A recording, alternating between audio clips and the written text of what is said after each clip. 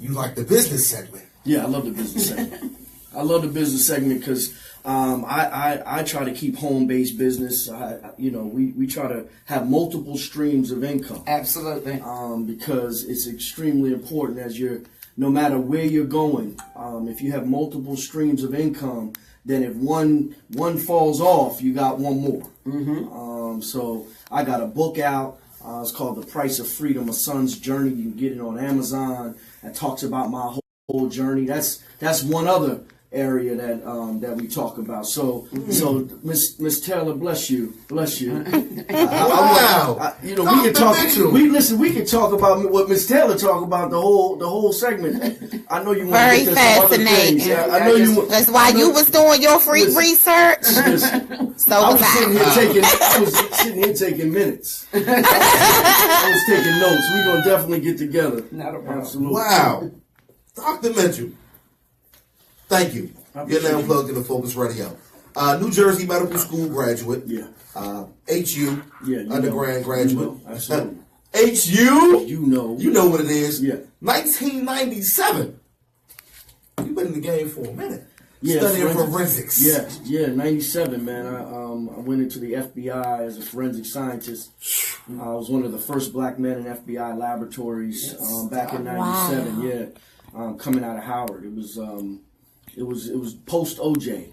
OJ Simpson. Now I wanted to ask you about the challenge. Yeah, It was kind of was it a challenge for you? Was it a? Yeah, I mean, when anytime you're a black man in this country, I think it's a challenge, right? You have to navigate it, right? If we're talking about that type of challenge, if we're talking about an education challenge, those are challenges too. Just trying to grind, making sure that you know your business, know your craft, make sure that you're in the lab and doing what you're supposed to be doing. So from that standpoint, a challenge. But 97 post OJ really brought forensics into the fold for most people during that time. And I was one of those people that got caught up in the forensics and the DNA and what they were talking about during the OJ trial. And so I was pre-med in undergrad and made a decision at that point. I said, man, maybe I won't go to medical school. Maybe I'll look into this forensics thing, man. And just so happened, FBI was hiring, and I was able to get a job at the bureau, man, and at headquarters on 9th Street in Pennsylvania. And that changed my trajectory. From there, I knew, forensics was going to be the rest of my career. It's fascinating. Woo. It's fascinating. Speaking on OJ, and that happened in California, and you have worked in major cities. I have. Been all over. All over, man. I started right here in D.C., like I said, and then caught the medicine bug again, decided to go to med school, went back to Jersey. But as a forensic pathologist, I worked here in D.C. young when I was chief resident at GW. I was chief resident at GW Department of Pathology back in 2006, 2005, 2006. And then I went to New York and worked in all boroughs as a medical examiner during my fellowship training. And then I went to Houston. Was in Houston for 4.5 years and ran all death investigations for Houston. So all the death investigations that occurred in Harris County, ran a 24/7 operation, 23 people, $2.3 million budget. And that's where I cut my teeth on leadership. I really knew that I could be a leader in the field, and then got tapped to be the chief medical examiner, acting chief medical examiner for this state of New Jersey. Which was a dream come true for me because I'm a Jersey boy, born and raised. You know what I mean? So going back home and being able to be, work for the people where I grew up and around my family, it was fantastic. So I ran Essex County, Hudson, Passaic, that's Newark, that's Irvington, that's Jersey City, that's Patterson. So I did all death investigation, was the chief medical examiner there. Oversaw Atlantic City as well, and then moved from there, man. I got tapped on the shoulder to come to Chocolate City, man. To me, bar none, the greatest city in this country. Man. You know, I've been a lot of places. But DC, something about DC, man. I found my wife here. She's born and raised DC, man. And 3 kids. Yeah, got 3 kids, man. Now they DC. I love it, man. I love it. We ain't going nowhere unless they kick me out. Yeah. You know. What school she come out of? She went to Banneker. Okay. Oh, okay. She went to Banneker, and then we met at Howard our freshman year. She was 17 when I met her. And we know each other, been friends for 25 years, man. Good stuff. Married 15 Wow. years. So, yeah, God bless you, Dr. Mitchell. See. Oh, man, it's a blessing to have you here, man. Yes. It's we vibing, man. I'm feeling you, man. Because it's money and family, right? So it's like That's right. See, you'll waste your money running after things that you ain't supposed to be running after. I hope people are listening. Yes, indeed. Right, you'll waste your money doing that. That's Yeah. But you right. find somebody that can hold you down, either man or woman, whatever you're doing, that's what you need to do, because that's how you save money. That's how you build wealth. That's how you build legacy. Okay. Right? You build that by a family unit and focusing on how you can build community. That's what we got to do. Yeah, Jay-Z said build a society inside of a society. Come on, man. Wow. It's gotta be legacy. Any particular reason why you went into forensic sciences? Was it something happened in your life, or was it just something you wanted to do?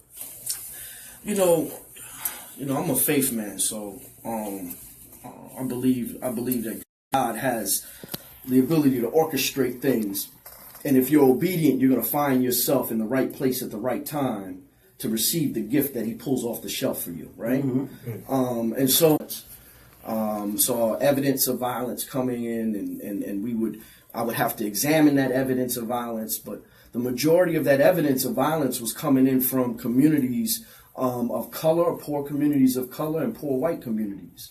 And so I said, well, how do we understand violence? What's the best way to understand violence? And so from then I said, well, I'm going to go to medical school, become a forensic pathologist. I thought the best way to understand violence was be at the receiving end of the violence in the form of homicides and suicides. And Right. so, now I see people that look like me on my table, right? And so I'm even more energized about having this conversation about violence and getting people to understand that it's a public health issue, and that there's things, there's services, there's education, economics, housing, healthcare, environmental justice, making sure there's no lead in our waters, things like that. Food deserts, making sure that we can go across the street to a shopping mall, not a bodega. We can get fresh fruit, fresh produce, things like that. Those are the types of things that decrease violence in a community, and not necessarily law enforcement and large presence of law enforcement. Now, law enforcement has its place and should be there as a deterrent. But if we're going to prevent, we got to strengthen our families, strengthen our minds, strengthen our ability to have hope in our community. So that's a long answer to what possessed me to go into this forensic medicine thing. But it's like a cause and an effect on Earth. Yeah, is what you're saying when you talk about environmental. Yeah, when I talk about environmental, I'm talking about so there's this thing called the social determinants of health, right? And it says, basically, this is what it says. It says, where you live, where you eat, where you have your family, where you have your relationships, where you love. That environment is more a predictor on your future health outcomes than maybe even your own DNA. Wow. Right? So I put it this way. I'll ask you guys a question. Someone who lives on a block where they can get up every morning, go to school, no problem. Their parents go to work, no problem. They come home, there's food in the refrigerator, no problem. There are no lights and sirens going out in front of their doors, no problem. They're in extracurricular activities, they're playing sports, they're doing student government, they're active, no problem, all of that. And then you take someone who doesn't have any of that. Right. Two extremes. Right. All right. Right. I'll put it this way, which one is going to have better heart outcomes, better heart health for how their heart and their high blood pressure. Which one's going to have high blood pressure and which one's not going to have high blood pressure? The primary will not. Yeah, the former, right? The one that has everything going for him is less likely to have high blood pressure than the one that doesn't have it. Now, I use these two different extremes. And I'm not just talking. This is not just Dr. Mitchell talking. I'm talking about research. I'm talking about peer review literature, right? So you got experts here. You got a financial expert here. It does affect one's mind. It's mind and their body. And their body, right? Yeah. Right, because if I go out and get a quart of water and I'm drinking quart of water and chips for breakfast, and someone across town is drinking, or someone even next door to me is eating bananas and oatmeal and orange juice, who's going to have better outcomes? Yeah. The person who's drinking orange juice, having oatmeal and bananas is going to have a better health outcome than a person drinking quart of water and chips for breakfast. Yeah. So the environment plays a huge part in what we do and how we solve our problems. And so we put it on. We got to put it on government. I'm governor. I work for government. We got to put it on government. And my mayor's. You ask me. You say what you want. Your callers can call in. My mayor, to me, is doing a great job. She's supporting me. She's supporting the office. I see what she's doing behind closed doors. I enjoy Mayor Bowser. And then there's a role for community. So there's a role for government. There's a role for community. There's a role for society, and there's a role for the individual. Everybody has to make choices that betters the community, right? So, and betters the outcomes. And my thing is, as the medical examiner that sees death for a living, you know what I mean? That's what I do. I have to see when things go wrong, right? My message to everybody is you gotta make choices for yourself, no matter what's going on around you. You gotta make better choices for yourself, because if you choose yourself and your health over everything else, your kids will be better. You know, your kids will be better, your grandkids, and you're gonna have legacy, and you're gonna spend your money better. You'll spend your money better. If you're choosing your health, if you decide today, like this Monday, I'm starting my fast. I fast between Thanksgiving and Christmas every year. I'm starting my fast. Man, guess how much money I'm gonna save? Ain't nobody buying sandwiches during lunch. You know what I'm saying? Like, you know, I'm not drinking. You know, I'm fasting. So how much money am I gonna save because I'm trying to fast? Now it's a spiritual and a physical, but how much clearer am I going to be thinking, right? And that's not me. I'm just saying you. Right? The proverbial you. It's the choices we make, and it's good. It's good. And you know, your listeners, Focus Radio, you know, Hustle Firm, man. You know, we out here to be out here forever, man. We trying to be out here forever. Exactly. You know, if not me, then my 3 kids. Exactly. You know. Let me ask, what are some of the differences you've seen as far as in death in the different cities you work? Are any worse than this one, or worse than that one? Yeah. I mean, Houston is bad, man. Houston has a lot more violence. I mean, there's more people. It's 4.2 million people in Harris County. It's third biggest county in the country, so it's larger. So we had a lot of homicides. Even bigger than Chicago? It's not. It's third. Chicago, I think, is L.A., Chicago, then Harris County, Houston. Yeah, so it's not bigger than Chicago. And the homicide rate in Chicago is probably higher than what was in Houston, because you know. Is it a per capita thing? Yeah, it is a per capita thing. But here, not as many homicides right now. We're talking about, you know, we're a little bit over 100. Last year there were close to 130. So we're praying, man. We're praying. The brothers, they just chill for the last month of the year. You know, I'm calling for it right now. No more murders in December. You know what I mean? No more murders in December. Speak it. You know, let's just say it right now. No more murders. No more murders for the month of December. Let's go out this year just on some love type. You know what I mean? Ready for 18, changing what we gonna do next type deal. You know, if we could do that, that's gonna be fantastic. May I ask you a question? Yeah. What? And I know you made the analogy about the good meal versus the bad meal, but a lot of these folks will go to these fast food places in the morning. You know, get that sandwich on the way to school, that kind of thing. Because my thinking is that folks' diets play a big part in their thinking. And you said about the chips and the water. What about the fast food? What is your take on that as it relates to it? Well, I mean, you know, so we talk about options. I'm not going to vilify fast food because often there's no other options, right? Often there may not be options in the home. There may not be options otherwise.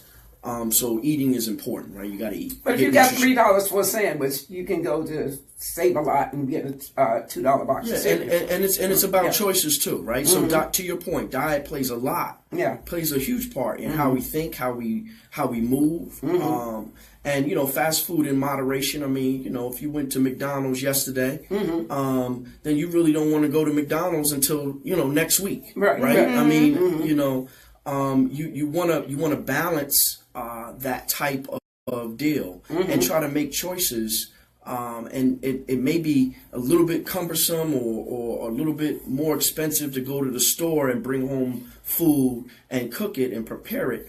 But that's important, right? Yeah. So to your point, diet is extremely important. One of the things that I want to make sure that I talked about in this segment was the kind of dispelling the myths surrounding opiates and heroin. Yes. Right. So that's right now. That's a big thing, right, throughout the country, right? Yes. And give it to them, doctor. One of the big things that I'm hearing is that the heroin overdoses and the opiate overdoses. That's a white people thing, right? And that's that white people are doing that and they're dying and they're saying, well, back when we was doing it, it was a crime, so, why should we care now, right? And what I want to say is that even back when we were dealing with drug overdoses back in the 80s and crack cocaine epidemic, and it was being vilified and it was a criminal justice issue, it was a public health issue even then, right? So it was a public health issue then. It's a public health issue now. Right. And, and I know I lived it firsthand. My dad was a crack cocaine addict. All my childhood, we came up through that. But right now, the opioid crisis in D.C., black men ages 50 to 60 are dying from heroin overdose. Oh my God! Yes, sir. And I need to point this out. In 2014, we had 83 opiate overdose, heroin overdoses, for lack of better terms, heroin overdose. 83 in 2014. In 2016, we had 231. Oh my God! Right, and the heroin is laced with fentanyl, right? And fentanyl is this painkiller that is of the same class as heroin, but it's 50 to 100 times more potent than heroin. And so, and then there's this other synthetic opiate, synthetic heroin type fentanyl that's even more potent. It's called carfentanil. And carfentanil is an elephant tranquilizer. So imagine, a big mammal tranquilizer. And that has to be strong enough so when that dart hits that elephant, that knocks the elephant clear out, right? So imagine a human mainlining that or pushing it into their veins, right? Right. That's automatic death. And so if your uncles are out there, if your aunts are out there and they're still using heroin, again, substance abuse is a health issue. I'm not talking about this moral construct. I'm talking about this health issue. Start talking to your loved ones about moving off of heroin, right, and seeking help, because the heroin out there right now is just not safe. It's not the heroin that they've been using for 30 years. It's this new class of heroin that's going to kill them. And we're seeing it, like I said, almost 200-fold since 2014. Yeah, now, the Oxycontin is what people, whose doctors take them off of that particular drug. Are those the folks that revert to the heroin primarily? So in the country, there's this narrative, right? There's this concept that most people are coming to their opiate addiction through painkillers. Right. That's what I wanted to Yeah. right. She hit it right on the nose. Yeah. That's what I wanted to get it right. Right, so those painkillers are OxyContin, Ms. Right. Taylor. Those, That's what we're talking about, oxycodone, OxyContin. Yeah. Back when I was in medical school, pain was a vital sign, and so if someone had pain, you would give them this OxyContin. And so, yes, in the majority of the country, 80% of the heroin overdoses, 80% of the heroin addicts are coming to their heroin because they've started with oxycodone, they started with a painkiller. Right. And they've graduated to the cheaper, more potent form of the drug, which is heroin, right? Yeah. That's the 80%. But 20% were already drug addicts or came to drug addiction through social issues. Yes. Our community, right? Our communities come through despair. Right. You know, we've come to drug addiction through despair, not through I had a pain, I had an injury while I was in high school or I was in a car accident and I took this drug and then I became a drug addict. Now, some of our communities does that, right? Some of, you know, because it doesn't matter if it's race or religion, it doesn't matter. If you get an injury, you can get addicted to oxycodone. So don't let me make you think you can't. Right. But the majority of our historic drug use in our community is coming directly out of despair, institutional racism, white supremacy, those types of Oh my God. pushes Oh on my our God. bodies, right? morning, Yes, we Right? did. spoke Yes. on our documentary. Look, we spoke on this morning, right? We were listening to Marvin Gaye, and we were listening to was it What's Going On? What's going on? What's going Yes. on? And I had just told Rose, I said, wow, I said the pain that he was in at that time.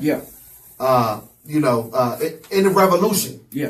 At that time, and trying to tell our brothers, put the guns down, put the drugs down, be better fathers, be better men, you know, let's be teachers and doctors and, you know, what's going on? Let's get it together. But at the same time, addicted to heroin. Man, listen, this pain, right? We, as humans, we engage, we have so much pain, right? We've been, most of us have been mishandled as children, right? Somebody told us we weren't right. Someone didn't show up when they said they were going to show up. We were lied to. We were mishandled, right? We were abused, sexual abuse that most of us are holding on to and don't tell nobody about when we were kids. Yes. There's so much pain. And so we out here self-medicating. We out here trying to find that next fix, trying to fill the hole that's in us, right? And so if we're honest, we're trying to find it. Some people trying to find it with food. Some people trying to find it with shopping. Some people trying to find it with promiscuity and sexual relations. We're all trying to find it. We're trying to find it. And drug abuse is self-medication. It's trying to dull that pain. That what's inside us that's saying we're not worth it. Right? And so the message is, you know, I'm corny, man. Let me tell you something from the gate. I'm so corny, man. I believe righteousness is still the answer, right? I believe that there's medicine for it, right? And that medicine is in a relationship that's outside ourselves. I call him Jesus Christ. You can call him whatever you want to call him, but that relationship, that higher being, that understanding of self, that really focusing in and saying, you know, the things that I've been told about myself are the lies, right? The majority of us, 60%, over 60%, probably more like 70 to 80% of our self-talk is negative, Focus. It's negative. We get up in the morning and be like, oh, my hair ain't right. Oh, I don't like this about myself. Oh, my weight. Oh, you know, I wish I had more money. Oh, I'm not qualified. I mean, those negative self-talk, I mean, that plays. If we're lucky, we say, what in our day, hey, I'm good. You know, we're lucky if we talk to ourselves positive, if I'm good. And the Positive reason, affirmations can change a lot. It can change a That's lot. right. That's the truth. Miss Taylor, That's the truth. have it on your mirror. Exactly. You know, and people say, oh, you conceited, da, da, da, da. You don't have to even say it in front of them. Exactly. But as long as you're in your mirror and when you're walking down the street, you're having that positive self-talk. Somebody bumps into you, looks at you wrong. Your positive self-talk is going on your head. You're not going to even deal with that. We was talking about that as It well. changes your Exactly. whole outward. Oh, I know. Exactly. If your Yeah. inward is constantly reaffirming what you have, and you're thinking about your legacy that you want to have to come for your children, for your lady, for your husband, whatever it is. That's interesting that you said that, because I constantly tell our kids that enemy, it's your inner me. Is that what you say? Come on, Yeah. come on. Yeah. That's hip hop. A is for attitude. That's right. Absolutely. I want to